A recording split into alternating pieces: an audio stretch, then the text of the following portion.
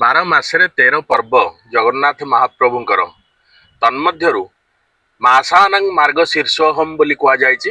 ମାର୍ଗଶିର ହଉଛନ୍ତି ମହାପ୍ରଭୁ ଗୀତାରେ ବର୍ଣ୍ଣନା କରିଛନ୍ତି ମାସମାନଙ୍କ ଭିତରେ ମୁଁ ହେଲି ମାର୍ଗଶିର।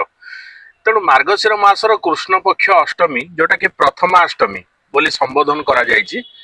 ଏଇ ପ୍ରଥମାଷ୍ଟମୀ ଦିବସରେ ସାଧାରଣତଃ ଘରର ଜ୍ୟେଷ୍ଠ ପୁତ୍ରମାନଙ୍କୁ ପୂଜା କରାଯାଏ। ମାମୁଁ ଘରୁ ପ୍ରଥମାଷ୍ଟମୀ ଭାର ବା ପଢୁଆଁ ଭାର ଆସିଥାଏ। ସେଇ ଭାବରେ ଦେଖିବାକୁ ଗଲେ ଆମ ଉତ୍କଳୀୟ ପରମ୍ପରାରେ ପ୍ରାଚୀ ନଦୀ ତଟରେ ରହିଛି ମାଧବାନନ୍ଦ ଜୀଉଙ୍କର ମନ୍ଦିର ନିଆଳି ନିକଟରେ, ଏବଂ ତାହା କୁହାଯାଏ ଜଗନ୍ନାଥ ମହାପ୍ରଭୁଙ୍କର ମାତୁଳାଳୟ ଅର୍ଥାତ୍ ମାମୁଁ ଘର। ତେଣୁ ମାମୁଁ ଘରରୁ ମହାପ୍ରଭୁଙ୍କୁ ପଢୁଆଁ କରିବା ପାଇଁ ଭାର ଆସିକରି ଗତକାଲି ପହଞ୍ଚି ଯାଇଛନ୍ତି ଶ୍ରୀକ୍ଷେତ୍ରରେ। ଅନେକ ଭାରୁଆ ଅନେକ ପ୍ରକାର ସମର କଳା ଇତ୍ୟାଦି ପ୍ରଦର୍ଶନ ପୂର୍ବକ ପଦବ୍ରଜରେ ଆସିକରି ମହାପ୍ରଭୁଙ୍କ ନିମନ୍ତେ ଲାଗି ହେଉଥିବା ଲାଗି ଖଣ୍ଡୁଆ, ଚନ୍ଦନ କାଷ୍ଠ, ବିରି, ଅରୁଆ ଚାଉଳ, ନାରିକେଳ, ଘୃତ ଏମିତି ଅନେକ ଜିନିଷ ଆଣିକରି ସେମାନେ ପହଞ୍ଚି ଯାଇଛନ୍ତି, ଯୋଉଟା କି ଶ୍ରୀମନ୍ଦିର ପ୍ରଶାସନରେ ପ୍ରଦାନ କରିଛନ୍ତି। ଆମର ଉତ୍କଳୀୟ ପରମ୍ପରାରେ ଗୋଟେ ଜ୍ୟେଷ୍ଠ ପର୍ବ ହେଲା ପ୍ରଥମାଷ୍ଟମୀ, ସେଥିପାଇଁ ଅଷ୍ଟମୀ ବନ୍ଧୁ ବୋଲି ମାମୁଁ ମାନଙ୍କୁ ସମ୍ବୋଧନ କରାଯାଏ। ମାତୃଳାଳୟର ଯେହେତୁ ସର୍ବବିଧ ତାଙ୍କର ଇହ କାଳରେ ଏବଂ ପରକାଳରେ ଜ୍ୟେଷ୍ଠ ପୁତ୍ର ହିଁ ତାଙ୍କର ଶ୍ରାଦ୍ଧାଦି କାର୍ଯ୍ୟ କରିଥାନ୍ତି, ସେଥିପାଇଁ ଦୁଇ କୂଳକୁ ହିତ କରୁଥିବାରୁ ମାମୁଁ ଘର ତରଫରୁ ଭଣଜା ନିମନ୍ତେ ପଢୁଆଁ ଭାର, ନବବସ୍ତ୍ର ଇତ୍ୟାଦି ପ୍ରଦାନ କରିବାର ପରମ୍ପରା ରହିଆସିଛି।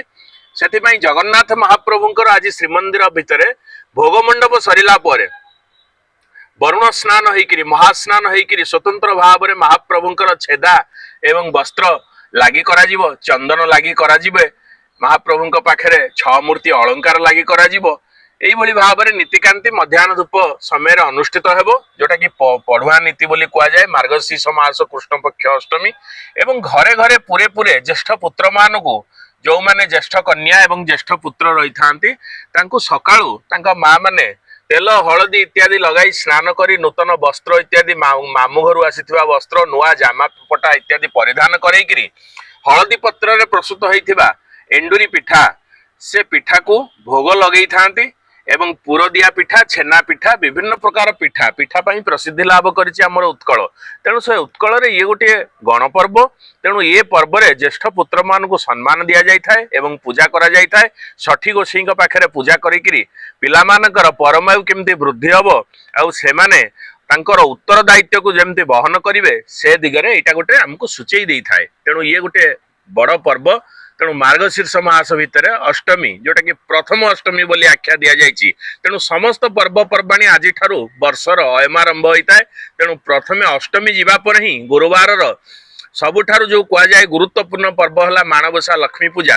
ଯଦି ପ୍ରଥମାଷ୍ଟମୀ ପୂର୍ବରୁ ପଡିଲା ତାହେଲେ ଖାଲି ଲାଗିପାଳି, ଖାଲି ଦହି କମଳାରେ ମାଙ୍କୁ ପୂଜା କରାଯାଏ, କିନ୍ତୁ ମାଣବସା ଅନୁଷ୍ଠିତ ହୁଏ ଏଇ ପ୍ରଥମାଷ୍ଟମୀର ପରେ ଯୋଉ ଗୁରୁବାର ଆସିଥାଏ, ସେଥିରେ ମାଣବସା ପର୍ବ ବା ଲକ୍ଷ୍ମୀଙ୍କର ପର୍ବ ଅନୁଷ୍ଠିତ ହୋଇଥାଏ। ପ୍ରଥମାଷ୍ଟମୀ ସାଧାରଣତଃ ଯୋଉମାନେ ପ୍ରଥମ ସନ୍ତାନ ହୋଇଥାନ୍ତି ସେମାନଙ୍କର ଗୋଟେ ଉତ୍ତରଦାୟିତ୍ୱ ବା ପରିବାର ପ୍ରତି ଦାୟିତ୍ୱବୋଧ ରହିଥାଏ। ସେଥିପାଇଁ ତାକୁ ସମ୍ମାନ ଦିଆଯାଏ। ବିଶେଷ କରି ଜ୍ୟେଷ୍ଠ କନ୍ୟା ଏବଂ ଜ୍ୟେଷ୍ଠ ପୁତ୍ରମାନଙ୍କ ଉଦ୍ଦେଶ୍ୟରେ ଏହି କାର୍ଯ୍ୟ କରାଯାଏ। ଷଠି ଗୋଷୀଙ୍କ ନିକଟରେ ପୂଜା କରାଯାଏ, ଏଣ୍ଡୁରି ପିଠା ଭୋଗ ଲଗାଯାଏ, ନୂଆ ଜାମାପଟା ଯୋଉଟା କି ମାମୁଁ ଘରୁ ଆସିଥାଏ ଭଣଜା ଉଦ୍ଦେଶ୍ୟରେ ତାକୁ ପ୍ରଦାନ କରାଯାଏ। ଏଇଭଳି ଅନେକ ପ୍ରକାର ଦେଖିବାକୁ ମିଳିଥାଏ। କାହିଁ କେଉଁ ଅନାଦି କାଳରୁ ଉତ୍କଳ ହେଉଛି ପର୍ବପର୍ବାଣୀର ରାଜ୍ୟ। ତେଣୁ ସମସ୍ତ ପ୍ରକାର ପର୍ବପର୍ବାଣୀ ଏଠି ଜାକଜମକରେ ପାଳନ କରାଯାଏ। ଆଉ ସବୁଠାରୁ ବଡ କଥା ହେଲା ପୁରୁଷୋତ୍ତମ କ୍ଷେତ୍ର, ଯୋଉଟା ନୀଳାଦ୍ରିନାଥ ଜଗନ୍ନାଥ ମହାପ୍ରଭୁ କାହାକୁ କେଉଁ ପ୍ରକାର ବନ୍ଧନରେ ସେ ବାନ୍ଧି ରଖିଛନ୍ତି। ତାଙ୍କର ଅଜା ରହିଛନ୍ତି ସାକ୍ଷୀ ଗୋପାଳରେ କୁହାଯାଏ, ସିଦ୍ଧ ବକୁଳ ପୀଠ ଯୋଉ ବକୁଳ ବନ, ତାଙ୍କର ମାତୁଳାଳୟ ଅଛି ନିଆଳି ମାଧବ, ସେ ମଧ୍ୟ କାହାକୁ କେତେବେଳେ ଭଉଣୀ ହିସାବରେ ମଧ୍ୟ ବାନ୍ଧି ରଖିଛନ୍ତି, ସ୍ନେହରେ ରାକ୍ଷୀ ବାନ୍ଧିଛନ୍ତି। ମାଳତୀ ପାଟପୁରର ମାଳତୀ ନାମିକ ଗୋଟେ ଛୋଟ ପିଲାଟିଏ 6 ବର୍ଷର ବାଳିକା ମହାପ୍ରଭୁଙ୍କୁ ସେ ନିଜର ଭାଇ କରିଥିଲା, ରାକ୍ଷୀ ବାନ୍ଧିଥିଲା। ଏମିତି ବହୁତ ସମ୍ବନ୍ଧରେ ମହାପ୍ରଭୁ ବନ୍ଧା ହେଇଛନ୍ତି। ତେଣୁ ସେ ସମ୍ବନ୍ଧକୁ ନୀଳାଚଳ ଧାମରେ ସାକାର କରିବା ପାଇଁ କାହିଁ କେଉଁ ଅନାଦି କାଳରୁ ଏଇ ପ୍ରଥମାଷ୍ଟମୀ ପର୍ବ ପାଳିତ ହେଉଛି। ବଡଦେଉଳରେ ବଳିଆର ଭୁଜ ବଡ ଠାକୁର ଏବଂ ଜଗନ୍ନାଥ ମହାପ୍ରଭୁଙ୍କର ପଢୁଆଁ ନୀତି ମଧ୍ୟ ଅନୁସୃତ ହୋଇଥାଏ। सर्वेषामपि क्षेत्राणां राजश्री पुरुषोत्तमे सर्वेषामपि देवानां राजश्री पुरुषोत्तमे महाप्रभुंकर मंदिर रे प्रथमाष्टमी पालन करा जाइता है किपरि भाबरे ना दीपर धूप सरी साला परे महाप्रभुंकर जो नीतिकांति होइता है प्रत्येक नीति किंतु एटी प्रथम भोग मंडप सरी साला परे महाप्रभुंकर पाखरे सर्वांग रहिछि तापरे नुआ लुगा लागि जेपरि भाबरे महाप्रभुंकर मध्य रहिछि आपण देखिए महास्नान सर्वांग वंदापना मध्य करा जाइता है जेपरि भाबरे महाप्रभु नुआ लुगा लागि होइता है तीन बाड़ रे बड़ बाड़ सामंत मझी बाड़ अर्थात देवी सुभद्रांकर पाखरे आउ जगन्नाथंकर पाखरे नुआ लुगा लागि होइता है श्रीदेवी भूदेवी माधव मध्य नुआ लुगा लागि होइता है तापरे महाप्रभुंकर दीपर धूप आसिता है दीपर धूपरे विभिन्न प्रकार पिठा पणा महाप्रभुंकर पाखरे मध्य नैवेद्य लागि सारला परे वंदापना करि सारला परे अन्यान्य नीतिकांति चलिता है जेपरि भाबरे घरे मध्य समस्ते बड़ मान को सम्मान दे बड़ मान उद्देश्य रे पिठापना करा जाइता है सेबुली भाबरे महाप्रभुंकर मंदिर रे मध्य सब किछि पालन करा जाइता है आमे उत्कल